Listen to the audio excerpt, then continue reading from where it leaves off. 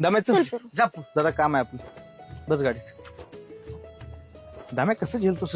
आता काय सांगू भाई असं तुम्हाला ते म्हणतात ना झक मारली मुंबई पहिली तसला प्रकार झालाय माझा. तर तुला सांगितलं होतं पळून जाऊन लग्न करू नकोस.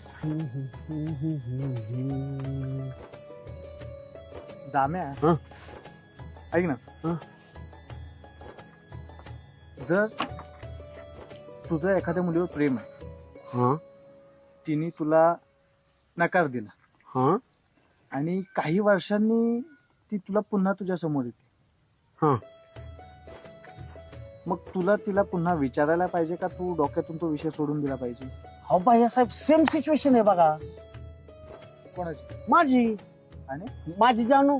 हा वहिनी.